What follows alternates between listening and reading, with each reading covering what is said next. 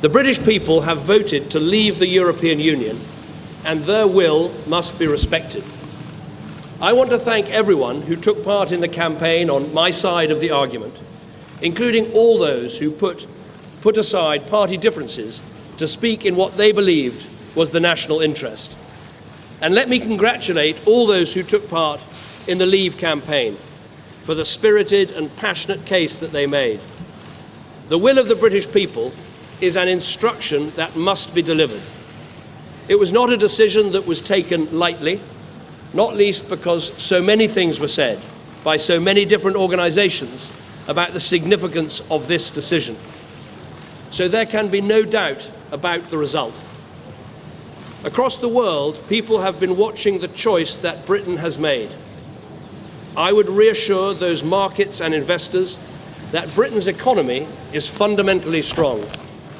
And I would also reassure Brits living in European countries and European citizens living here that there will be no immediate changes in your circumstances. There will be no initial change in the way our people can travel, in the way our goods can move, or the way our services can be sold. We must now prepare for a negotiation with the European Union. This will need to involve the full engagement of the Scottish, Welsh, and Northern Ireland governments to ensure that the interests of all parts of our United Kingdom are protected and advanced. But above all, this will require strong, determined, and committed leadership. I'm very proud and very honoured to have been Prime Minister of this country for 6 years. I believe we've made great steps, with more people in work than ever before in our history, with reforms to welfare and education, increasing people's life chances, building a bigger and stronger society, keeping our promises to the poorest people in the world, and enabling those who love each other to get married whatever their sexuality. But above all, restoring Britain's economic strength. And I'm grateful to everyone who's helped to make that happen. I've also always believed that we have to confront big decisions, not duck them. That is why we delivered the first coalition government in 70 years to bring our economy back from the brink. It's why we delivered a fair, legal, and decisive referendum in Scotland. And it's why I made the pledge to renegotiate Britain's position in the European Union and to hold a referendum on our membership, and have carried those things out. I fought this campaign in the only way I know how, which is to say directly and passionately what I think and feel, head, heart, and soul. I held nothing back. I was absolutely clear about my belief that Britain is stronger, safer, and better off inside the European Union. And I made clear the referendum was about this and this alone, not the future of any single politician, including myself. But the British people have made a very clear decision to take a different path. And as such, I think the country requires fresh leadership to take it in this direction. I will do everything I can as Prime Minister to steady the ship over the coming weeks and months. But I do not think it would be right for me to try to be the captain that steers our country to its next destination.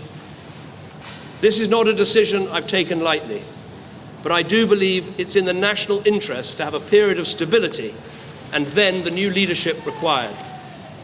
There is no need for a precise timetable today, but in my view we should aim to have a new Prime Minister in place by the start of the Conservative Party conference in October. Delivering stability will be important, and I will continue in post as Prime Minister with my Cabinet for the next 3 months. The Cabinet will meet on Monday. The Governor of the Bank of England is making a statement about the steps that the Bank and the Treasury are taking to reassure financial markets. We will also continue taking forward the important legislation that we set before Parliament in the Queen's speech. And I've spoken to Her Majesty the Queen this morning to advise her of the steps that I'm taking. A negotiation with the European Union will need to begin under a new Prime Minister. And I think it's right that this new Prime Minister takes the decision about when to trigger Article 50 and start the formal and legal process of leaving the EU. I will attend the European Council next week to explain the decision the British people have taken and my own decision. The British people have made a choice. That not only needs to be respected, but those on the losing side of the argument, myself included, should help to make it work. Britain is a special country. We have so many great advantages. A parliamentary democracy where we resolve great issues about our future through peaceful debate. A great trading nation with our science and arts, our engineering and our creativity respected the world over. And while we are not perfect, I do believe we can be a model of a multiracial, multi-faith democracy where people can come and make a contribution and rise to the very highest that their talent allows. Although leaving Europe was not the path I recommended, I am the first to praise our incredible strengths.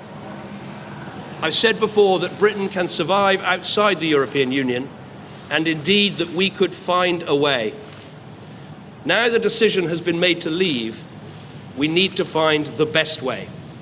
And I will do everything I can to help. I love this country, and I feel honoured to have served it. And I will do everything I can in future to help this great country succeed. Thank you very much.